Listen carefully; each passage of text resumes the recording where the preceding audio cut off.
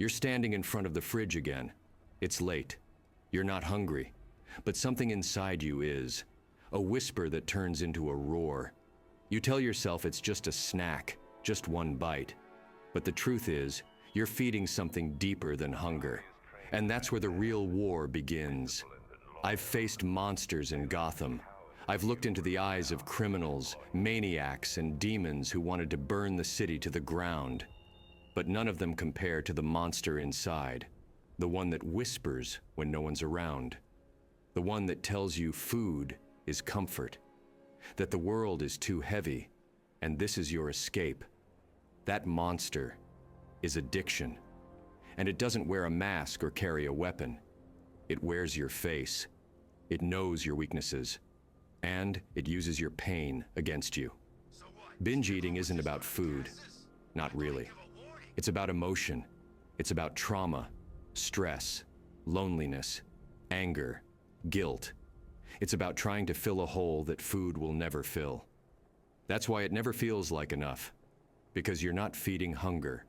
You're feeding silence, pain, and the weight of everything you haven't dealt with. And I get it. Because I've been there. I've tried to fight pain by burying it, ignoring it, drowning it in distraction. But you can't heal by hiding. You heal by facing it head on. The first thing you need to do is stop punishing yourself. You're not weak. You're not broken. You're fighting a real battle. And you need to approach it like any mission, with strategy, discipline, and purpose. Know your enemy. Track your habits. When do the cravings hit hardest? Is it after work? Late at night? When you're alone? Awareness is your first weapon. If you don't know the pattern, you'll repeat it forever. Create structure.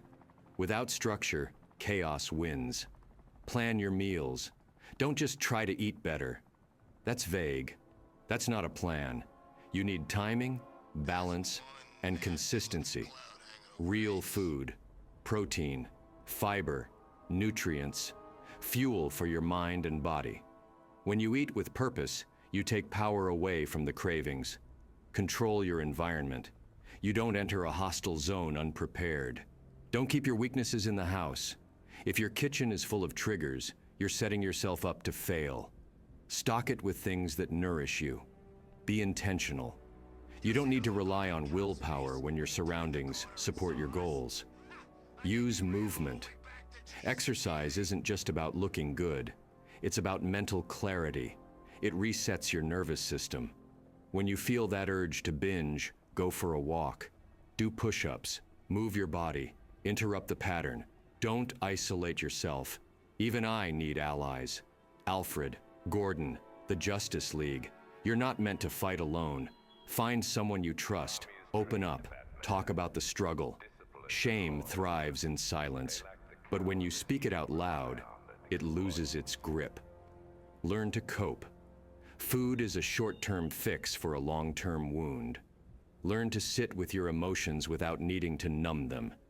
Journal, meditate, breathe, face the feelings. They won't kill you, but burying them slowly will. Build self-respect through action.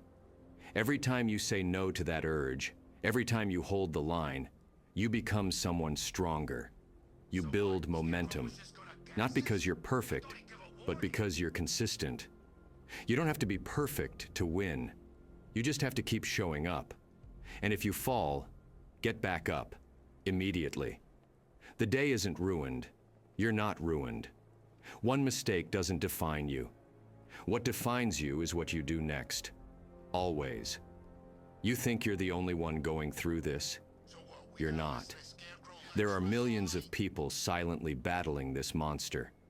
But you have something most don't. You've woken up. You've recognized the fight. That makes you dangerous. That makes you powerful. This isn't just about binge eating.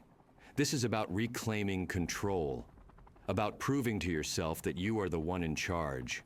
Not your urges, not your cravings, not your past. You're not at war with food.